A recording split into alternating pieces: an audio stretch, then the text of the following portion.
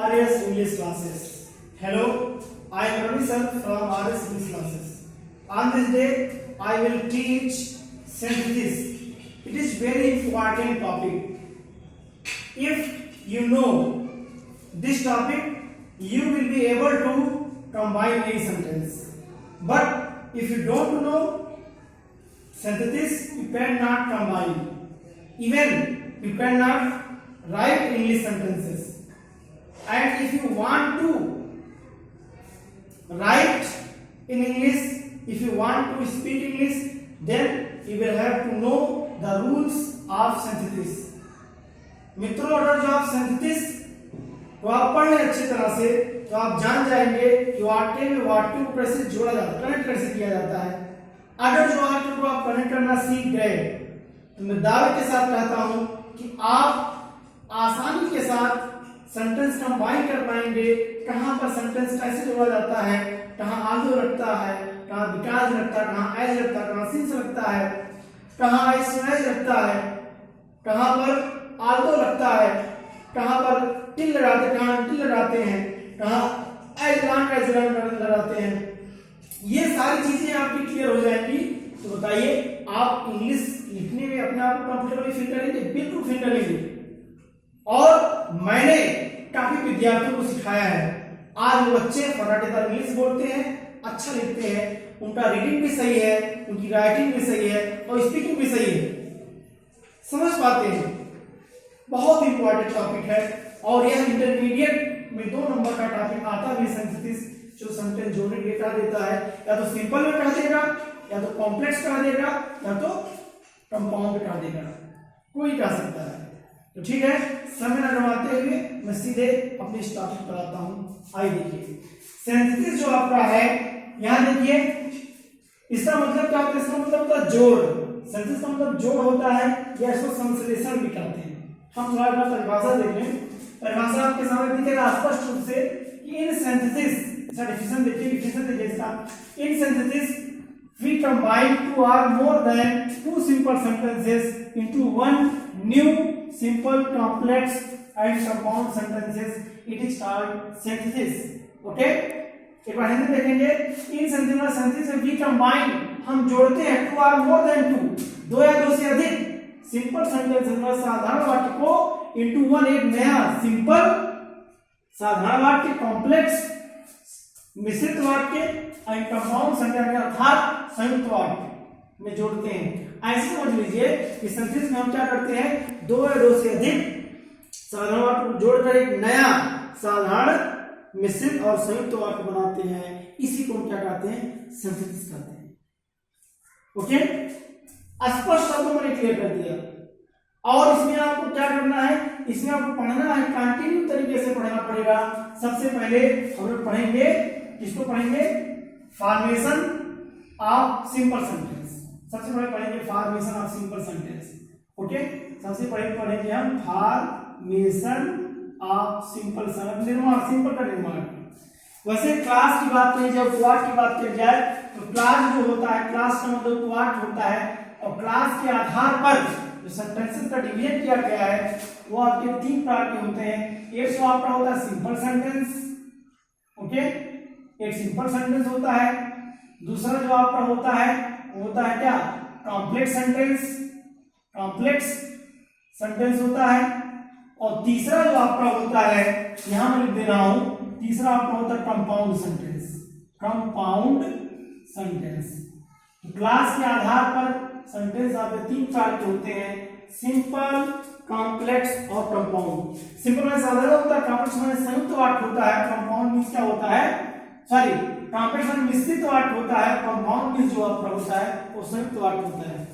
क्या बात आप समझ पा रहे हैं? मेरा प्रयास है। अच्छा, ये जानिए इसका कॉम्प्लेक्स का निर्माण क्या होगा? क्लास जानना पड़ेगा। क्लास की परिभाषा बताइए। Do you know what is the definition of class? मैं आपको 5 सेकंड का समय देता हूं।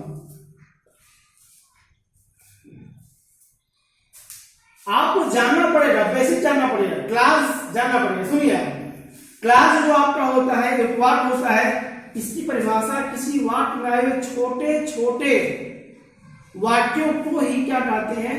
उपवाक्य कहते हैं, क्लास कहते हैं। ओके, ये जानना आपको बहुत जरूरी है। अब इसमें मान लो एक परिभाषा एक आप बहुत आसानी से जानते हो कि ऐसे कहा दिया गया कि बहुत पहले सुनते चले आ रहे हो कि मतलब डॉक्टर के आने से पहले रोगी मर चुका था, तो आप ट्रांसलेशन करते हो दी patient had died, the patient had died before the doctor came। मतलब डॉक्टर के आने से पहले रोगी मर चुका था। पहला काम वो आप हो रहा है कि रोगी मर चुका था, इसको हमने दिया पीपीटी अर्थात पास्ट परफेक्ट टेंस, इसको करते हैं पीआई यानी पास्ट इंडेफिनिट। अब ये सेंटेंस क्या है, आप कभी आप विचार किए ये सेंटेंस बाबू बता दे क्या है। ये सेंटेंस जो आपका है बताइए, ये सेंटेंस आपका कॉम्प्लेक्स सेंटेंस है। क्यों? क्योंकि इसमें दो वाक्य आए हुए हैं और यहां से जो आपका बिफोर एक सबऑर्डिनेटिंग कन्वेंशन है, ठीक है। ये पोर्शन देखिए यहां से द पेशेंट डाइड, ये जो आपका हो रहा है ये आपका पीसी है, पीसी बोलो तो प्रिंसिपल क्लास, और ये जो आपका है इधर वाला एससी है सबऑर्डिनेट क्लास है, तो सबऑर्डिनेटिंग कन्वेंशन है, वो सब डिटेल आप जानेंगे, ठीक है। बस आपसे एक ही गुजारिश है, अपने इस आरएस इंग्लिश क्लासेस चैनल के माध्यम से जो मैं आपके लिए शिक्षा का कार्य कर रहा हूं अर्थात आपको इंग्लिश की हर चीज दे रहा हूं, तो आप भी हमें मोटिवेट करने के लिए हमारे चैनल को सब्सक्राइब करिए, लाइक करिए और शेयर करिए, और कमेंट बॉक्स में यदि कोई भी दिक्कत हो तो कमेंट करिए, आपको उसका जवाब मिलेगा। टेलीग्राम पर भी जा सकते हैं, टेलीग्राम पर आप कोई कमेंट कर सकते हैं, वहां पर मेरा चैनल उपलब्ध है और वहां आपके प्रश्नों का जवाब दिया जाएगा। ओके, यहां देखिए, तो the patient died before the doctor केम। अब पीसीएससी मिलकर क्या बन जाता है बताएंगे? पीसीएससी मिलकर बनता है आपका कॉम्प्लेक्स सेंटेंस, कॉम्प्लेक्स सेंटेंस बनता है, ये जान लीजिए। पीसीएससी मिलेगा तो कॉम्प्लेक्स सेंटेंस बनेगा। यही अगर जो आपका क्या ऐसा सेंटेंस आपको दे दिया जाए, ध्यान देना, ऐसे दे दिया जाए, यहां दे रहा हूं मैं कि यहां को दे दिया जाए कि ही इज पुअर और गरीब है एट, फिर भी ही इज ऑनेस्ट, वह ईमानदार है। ओके, यहां एट लगा हुआ है और गरीब है फिर ईमानदार से विरोध पाया जा रहा है, ठीक है। तो ये पोर्शन पीसी तो है, लेकिन यहां पर ये जो आपका एट लगा हुआ है एक कोऑर्डिनेटिंग कन्वेंशन है, तो ये आपका सीसी है, और पीसी सीसी जब मिलेगा तो सेंटेंस बनाएगा कंपाउंड। क्या बनाएगा? कंपाउंड सेंटेंस बनेगा। क्या बनेगा? कंपाउंड सेंटेंस बनेगा। तो आपको जानना पड़ेगा कि कोऑर्डिनेटिंग कन्वेंशन क्या क्या होते हैं, सबऑर्डिनेटिंग कन्वेंशन क्या क्या होते हैं, तब आपका आंसर आपका क्लियर होगा, ठीक है। अभी तो मैंने एक छोटा सा एग्जांपल के थ्रू आपको समझाने की कोशिश की है कि आप इसको जानिए। अच्छा, क्लास के आधार पर क्लासेस की बात कर लिया गया। क्लास में सेंटेंस तीन प्रकार के होते हैं, ठीक है। सिंपल, कॉम्प्लेक्स, कंपाउंड हो गया। और क्लास कितने होते हैं? क्लास आपके तीन होते हैं, ठीक है। प्रिंसिपल क्लास, सबऑर्डिनेट क्लास और कोऑर्डिनेट क्लास, ये भी जान लीजिए। प्रिंसिपल क्लास में क्या होता है, वह क्या होता है? प्रिंसिपल क्लास अपने स्वयं क्या होता है अर्थ निकालता, अर्थात वो किसी के ऊपर नहीं रहता, प्रिंसिपल में प्रधान होता है। जबकि जो सबऑर्डिनेट क्लास होता है यह जानते हैं यह अपने आप में स्वतंत्र नहीं होता, यह क्या होता है? प्रिंसिपल क्लास से जुड़ा होता है और यह किसी न किसी सबऑर्डिनेटिंग कन्वेंशन से जुड़ा होता है, और यह अपने अर्थ की स्पष्टता पूर्णता के लिए किसी न किसी क्लास से जुड़ा होगा, अर्थात प्रिंसिपल क्लास से जुड़ा है तभी इसका अर्थ पूरा होगा, ठीक है। इसीलिए इसका नाम पड़ा आश्रित उपवाद, इसीलिए पड़ा हुआ है। आई बात समझ में? अच्छा, इसी तरह से कंपाउंड की बात करें, कंपाउंड क्या होता है? इसमें प्रिंसिपल आएगा और कोऑर्डिनेट, लेकिन क्या होता है? प्रिंसिपल क्लास तो स्वतंत्र, कोऑर्डिनेट जो कोऑर्डिनेट क्लास है वो भी स्वतंत्र है, ठीक है। ये अपने अर्थ की पूर्णता के स्वतंत्र, प्रिंसिपल निर्भर नहीं रहता, लेकिन फिर भी किसी वाक्य में आएगा, अकेले नहीं आएगा। प्रिंसिपल क्लास के साथ कोऑर्डिनेटिंग कन्वेंशन के साथ क्या रहता है? जुड़ा रहता है। ओके, बस मेरा प्रयास है, ठीक है, आप समझने की कोशिश करिए। अच्छा, मैं आपको प्रूफ कर दे रहा हूं, इसको नोट कर चुके हैं आप, मैं दे रहा हूं आपको। अच्छा, मुझसे पढ़िए, आप रवि सर से पढ़िए, तो आप अपने पास ऐसे मत पढ़िए, अपने पास एक कॉपी रख लीजिए, एक पेन रख लीजिए, जिससे कि क्या हो सके कि आप आसानी से चीजों को लिख सकें।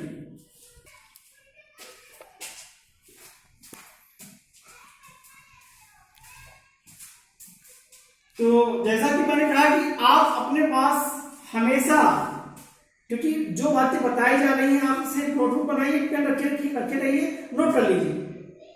तो मैं समझ दे रहा हूँ, उसको नोट कर लिए, क्या करेंगे कॉन्ट्रोवर्सन, क्योंकि मैं वीडियो लंबा नहीं बनाता हूँ, आपको खुद पता है। ठीक है, चलिए, तो ये बात आपको समझ में आ चुकी है अच्छी तरह से, इसको रिव्यू कर दे रहा हूँ, अभी मैं प्रूव कर दे रहा हूँ इस बात को, क्योंकि मैं ऐसे ही मैं जो पढ़ाता हूँ उसके लिए मेरे पास प्रमाण है, प्रूफ है, ऐसे नहीं मैं पढ़ाता हूँ। ठीक है, अब याद रखिए मैं प्रूफ आपको दे रहा हूँ अच्छे से, आप समझना। अब मैंने कहा कि सबऑर्डिनेट क्लास होता है वो प्रिंसिपल पर निर्भर रहता है, कैसे कहा दिया मैंने, दे दिया।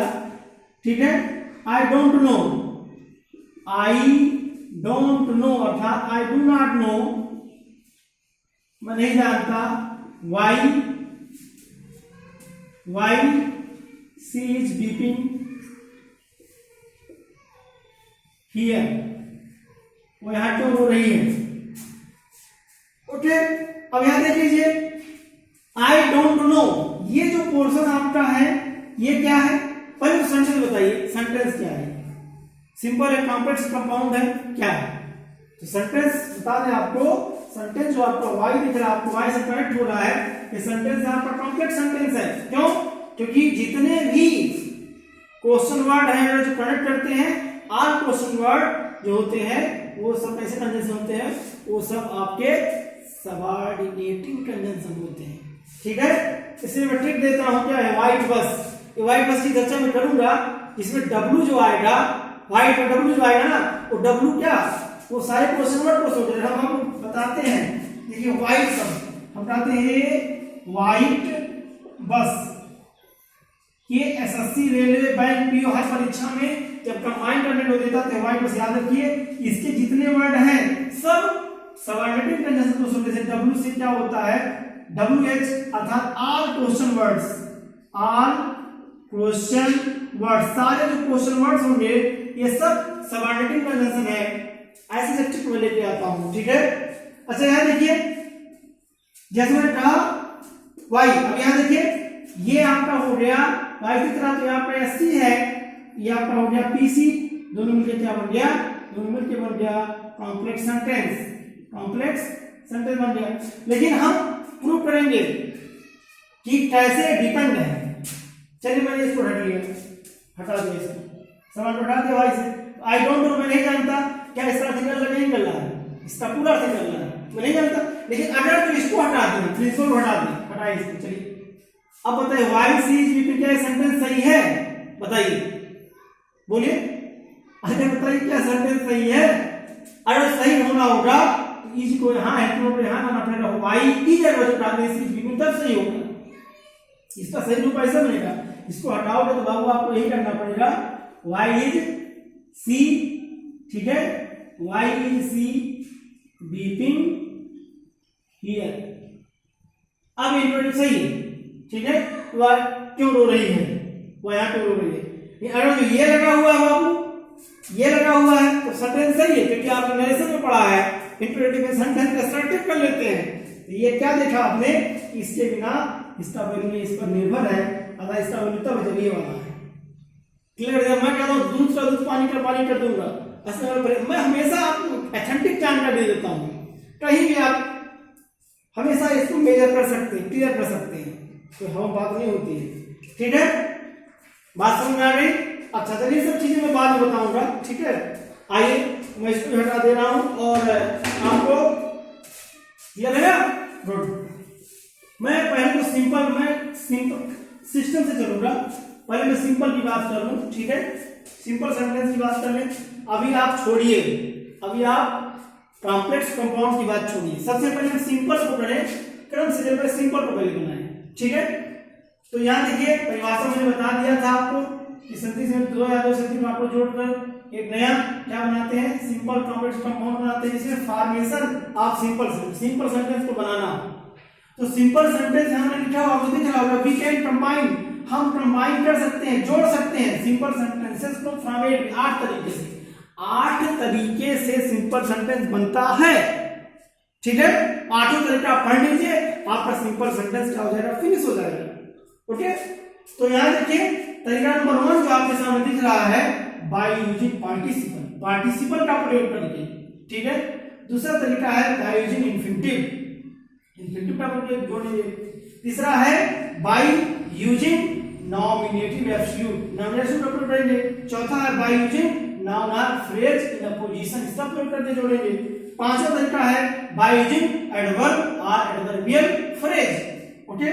छठा तरीका है by using preposition before noun और जेरेंड, इसका प्रयोग करेंगे। सातवां तरीका है by using adjective, okay. Adjective तो सबको पता है, एडजेक्टिव परिभाषा जानते हो ना, an adjective is a word which qualifies the noun pronoun, जो संज्ञा सर्वनाम विशेषण होता है वही क्या एडजेक्टिव है। बाय यूजिंग प्रेजेंस, प्रेजेंस खाली एंड की बात होगी। ये आठों आप पढ़ लेंगे तब जाके आपका सिंपल सेंटेंस खत्म होगा, ठीक है। आइए सबसे पहले हम पढ़ने जा रहे हैं बाय यूजिंग प्रेजेंट पार्टिसिपल, किसका सबसे पढ़ेंगे by using present participle, present participle का प्रयोग करके। लेकिन सबसे पहले इसको पढ़ने से पहले पार्टिसिपल तो जान ले। यहां देखिए लिखा हुआ बाय यूजिंग पार्टिसिपल, तो पार्टिसिपल आपके कितने प्रकार के होते हैं? अच्छा, पार्टिसिपल वर्ब के साथ साथ एडजेक्टिव और एडवर्ब का भी काम करता है, इसको भी जान लीजिए। और पार्टिसिपल है क्या? एक नॉन फाइनाइट वर्ब है, ये सब चीजें जाने रखिए आप, ठीक है। तो याद रखिए पहला प्रेजेंट पार्टिसिपल पढ़ेंगे। पार्टिसिपल तीन प्रकार होते हैं, 1 2 3 दिख रहा ना। पहला आपका प्रेजेंट पार्टिसिपल है, दूसरा पास्ट पार्टिसिपल, तीसरा परफेक्ट पार्टिसिपल। प्रेजेंट पार्टिसिपल कैसे बनता है? वर्ब की फर्स्ट फॉर्म में आईएनजी लगाने से बनता है। पास्ट पार्टिसिपल वर्ब की थर्ड फॉर्म होती है। अच्छा, आप देख पढ़ते होंगे first form, second form, third form, तो आप जो पढ़ते चले आएगा first form, second form, third form, जैसे मान लो ग्रो, वेंट और ग्राम। तो ये थर्ड फॉर्म B3 पढ़ते हो, B2 और B1, ये जो B3 है इसी को क्या कहते हैं? इसी को बोलते हैं पास्ट पार्टिसिपल, इसी को ही बोलते हैं हम लोग पास्ट पार्टिसिपल। पास्ट पार्टिसिपल जो बोलते हैं इसी को बोलते हैं। वर्ब की थर्ड फॉर्म ही क्या पास्ट पार्टिसिपल होती है। क्लियर है? बस बातों को क्लियर रखिए आप, ठीक है। मेरा ऐसा ही प्रयास है। चलिए अब हम पहला पढ़ने जा रहे हैं, इस दिनों को खत्म करेंगे तब जाके आपका पहला पार्टिसिपल खत्म होगा, बात समझिएगा, ओके। तो पहला जो आपका है बाय यूजिंग प्रेजेंट पार्टिसिपल, पहले प्रेजेंट पार्टिसिपल पढ़ने जा रहे हैं, ठीक है। इसमें क्या होगा? इसमें वर्ब की फर्स्ट में आगे लगाने से बनती है, हिंदी में कर करके इसका हिंदी होता है, ठीक है। लेकिन कुछ बेसिक बातें हैं, आप उसको जानिए। प्रेजेंट पार्टिसिपल का प्रयोग हम तब करेंगे बाबू, तब करेंगे, जानते हो, हम तब करेंगे जब दिए गए भिन्न भिन्न वाक्यों का जो कर्ता होगा, सब्जेक्ट होगा, वो दोनों क्या होगा? समान होगा। क्लियर? कर्ता समान हो और जो यहाँ वर्ब आएगा, जो वर्ब आएगा ये क्या रहेगा? ये भिन्न रहेगा, डिफरेंट वर्ब होगा, ठीक है। और सुन लीजिए, और इसमें प्रेजेंट पार्टिसिपल क्या होता है? एक ही समय में दो कार्य साथ साथ होते हैं, ध्यान देना। जब किसी वाक्य में एक ही सेंटेंस, जब किसी वाक्य में क्या दो कार्य साथ साथ हो, ठीक है, जैसे काम का दूसरा कार्य, तो उसे प्रेजेंट पार्टिसिपल कहते हैं। कर करके हिंदी में अर्थ देगा, जबकि परफेक्ट पार्टिसिपल में भी यही बात है, उसमें भी कर करके आएगा, करने के बाद आएगा। लेकिन क्या होगा? परफेक्ट पार्टिसिपल में क्या होता है? एक काम पूर्ण रूप से खत्म हो जाता है, फिर दूसरा कार्य क्या होता है? शुरू होता है। क्लियर? इसी प्रोजेक्ट में काम तुरंत होगा। यहां देखिए आपके सामने एग्जांपल यहां मैंने दिया हुआ है कि सी सेपरेट सेंटेंस को कंबाइन करना। सी सा स्नेक, उसने एक सांप देखा। सी रैन अवे विद फियर, वो डर के मारे भाग गए। ठीक है ना? करता करता समाज नहीं, ठीक?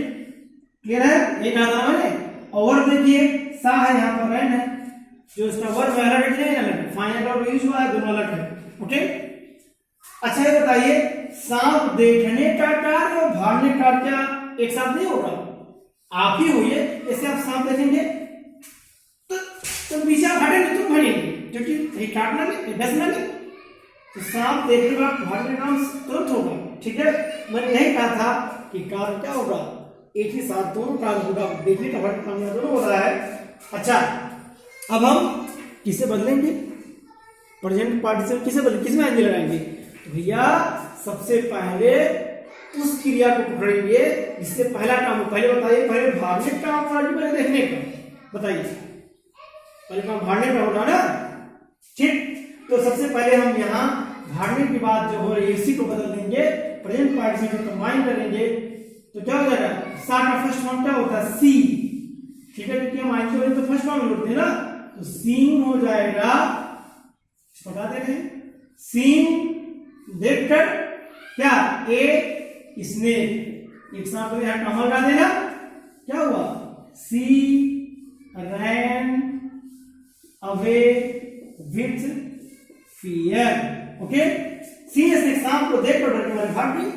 अब क्या हुआ, दो वाक्य था, एक वाक्य कंबाइन हो गया, ठीक है, ये बात है, ठीक है, क्या हमारी बात आप समझ पा रहे, ठीक है, इस तरह से आप इसको समझने की कोशिश करिए। और कुछ एग्जाम्पल मैं आपको दे रहा हूं, बातों को समझे, मैं एकदम से क्लियर कर दूंगा, बस आप बात को समझे कि मामला क्या है, ठीक है। एक बार नहीं समझ में आता है, आप वीडियो को पॉज कर लीजिए, पॉज करने के बाद फिर से देखिए, ठीक है।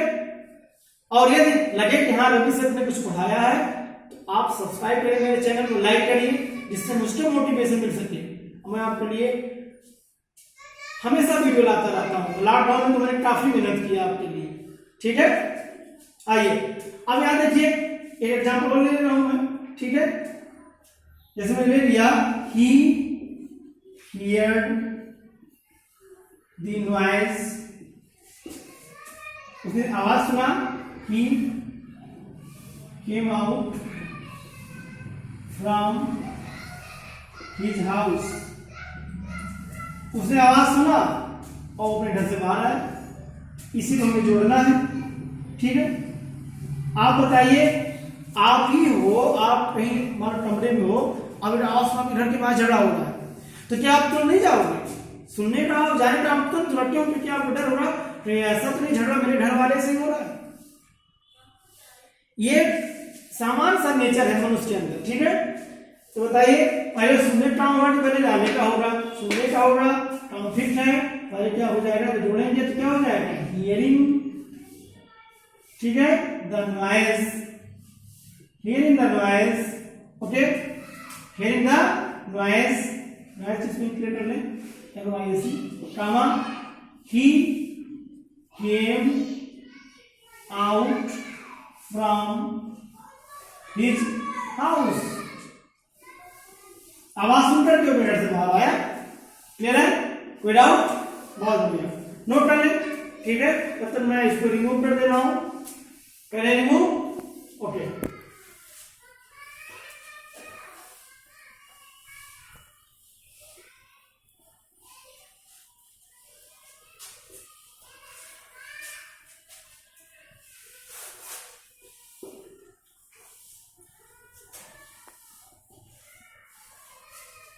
ठीक है, चलिए एक टाइप और देखता हूं, टाइप नंबर डी से दूसरा टाइप देख लेता हूं, एक टाइप और देख लीजिए।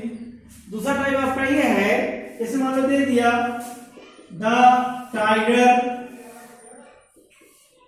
वाज हंग्री, टाइगर भूखा था, okay, he killed a goat, GOAT, जी भूखा था, उसने क्या किया, मार दिया, किसको मार दिया, एक बकरी को। अब यहाँ ये सेपरेट सेंटेंस से हमें कंबाइन करना है। यहाँ सवाल है, देखिए टाइगर इसके आया हुआ है, यहाँ देखिए वाज यहाँ पर किल्ड है, तो वाइजी फॉर्म आपको पता होना चाहिए कि इसका वाज का आईएनजी फॉर्म क्या होता है। वाज है क्या, वाज जो है ये वर्ब टू बी का नाम सुने हो, verb to be, verb to be में जब प्रेजेंट में आता है तो आता है इज एंड आर, ये इसका प्रेजेंट फॉर्म है, प्रेजेंट फॉर्म इसका है। और आपका आता है वाज या वर, ये इसका कौन सा रूप है, ये इसका पास्ट फॉर्म है, क्लियर है। और इसी का जब हम बात करते हैं, पास्ट फॉर्म हो गया, और इसी की हम बात करते हैं आईएनजी फॉर्म जब बात करते हैं तो क्या होता है, वर्ब की फर्स्ट फॉर्म आने लगता है तो इसको बी बोलते हैं, तो बन जाता है बीइंग, ओके। इसी तरह थर्ड फॉर्म बनता है बीइंग। ये सब बेसिक बातें बता रहा हूं, बचपन से पढ़ते आ रहे हो आप। ये क्या होता है, काफी बच्चों को क्लियर नहीं हो पाता है, समय बिता देते हैं, कॉन्सेप्ट नहीं क्लियर रहता है, रट्टा मारते हैं। समझो, एक बार आपको समझ में आ गया ना, तो फिर आपके लिए जैसे हिंदी ऐसे इंग्लिश कोई दिक्कत आपको होने वाली नहीं है, आप आसानी से कर सकते हो, ठीक है। अच्छा यहाँ एग्जाम्पल देखिए, अब बताओ क्या टायर रूखा था तब तो मारा, ठीक है, काम पहले ही हो रहा है, तो क्या हो जाएगा, बीइंग हंग्री, भूखे होने की वजह से। अभी कौन है, टाइगर था, टाइगर लिखना पड़ेगा था, tiger killed a goat, being hungry, भूखे होने की वजह से टाइगर ने गोट को मारा। क्लियर है, ये चीज है, क्लियर, कोई दिक्कत नहीं ना, बहुत बढ़िया। तो इस तरह से एक टाइप और देख लेंगे हम लोग, जरा एक टाइप और देख लेते हैं, ठीक है, टाइप और यहां देख लेते हैं हम लोग, चलो फटाक से। चलिए टाइप नंबर थर्ड हमारा जो आपके सामने जा रहा है, तीसरा टाइप जो है, ऐसे होना जैसे अभी तो रिलेशन सब्जेक्ट का हो रहा है, अगर जो दूसरे वाक्य का जो सब्जेक्ट हो उसका रिलेशन ऑब्जेक्ट से हो, तो जैसा कि आपको मैं बता चुका हूं, एक और टाइप बताऊंगा, ठीक है, एक टाइप और देख लीजिए। और जैसा कि भी रिलेशन क्या था, सब्जेक्ट से सब्जेक्ट का था, ठीक है, अब क्या होगा कि रिलेशन ऑब्जेक्ट का है, ऑब्जेक्ट का रिलेशन इस सब्जेक्ट से रहेगा, ठीक है। जब ऑब्जेक्ट का रिलेशन सब्जेक्ट से रहेगा तो भैया आप ऐसे में जो प्रेजेंट पार्टिसिपल लगा रहे हो वो आप क्या करना, शुरुआती मत लगाना, बल्कि ऑब्जेक्ट के बाद लगा देंगे बस। देखो जैसे मैंने काम किया, आई सा, ठीक है, आई सा मोहन, मैंने मोहन को देखा, he was abusing his neighbors, उन्हें पड़ोसी को गाली दे रहा था। मैंने मोहन को देखा, ऐसा Mohan, he was abusing his neighbor, पड़ोसी को गाली दे रहा था। अब बताइए आई है या ही है, समझ में ला नहीं ना, लेकिन ही कौन, ही मोहन ही तो है, इस बार संबंध ऑब्जेक्ट का इससे है, ठीक है। तो ऐसे में आप आईएनजी जो लगाओगे इसके बाद लगाओगे, ऑब्जेक्ट के बाद, तो क्या लगेगा, सेपरेट है, इसको जब आप कंबाइन करेंगे ना तो क्या हो जाएगा, ऐसा मोहन, ऐसा मोहन, मैंने मोहन को देखा, ऐसा बताओ सीधा, एब्यूजिंग क्या, हिज नाइबर्स, बस NEIGHBOURS, ऐसा मोहन एब्यूजिंग हिज नाइबर्स, मैंने मोहन को देखा, मैंने पड़ोसी को गाली देखी, ठीक है। जब ऑब्जेक्ट का संबंध होगा तो भैया अंतिम में चला जाएगा बस, ठीक है। तो ये बात है। अब यहीं पर प्रेजेंट पार्टिसिपल ने खत्म कर दिया, मैं पास्ट बताऊंगा फिर परफेक्ट बताऊंगा, लेकिन चूंकि वीडियो काफी लंबा होता चला जा रहा है और लोग ज्यादा लंबा वीडियो देखना पसंद नहीं करते हैं, तो मैं भी चाहता हूं कि छोटी वीडियो हो, इससे आप जितना भी देखिए पूरे इंटरेस्ट लेके से देखिए, ठीक है। तो मेरा प्रयास रहा है, प्रयास करता रहता हूं आपके लिए, जितने हमारे व्यूअर्स हैं, सब्सक्राइबर्स हैं, ठीक है, या जो हमारे स्टूडेंट्स हैं, उनके लिए मैं हमेशा RS इंग्लिश क्लासेस ऑलवेज हमेशा लगा रहता है कि मैं कुछ ऐसा कर जाऊं जिससे आपको लाभ हो जाए, ठीक है। यदि आपको थोड़ा सा लगे कि हाँ रवि सर मैंने कुछ किया है तो आप मेरे चैनल को सब्सक्राइब करिए, लाइक करिए, जिससे मुझे मोटिवेशन मिल सके, तो ठीक है। और इन्हीं सबको सर एक बार मैं आप लोगों को बोलूंगा, thanks a lot of for watching my videos. Thank you.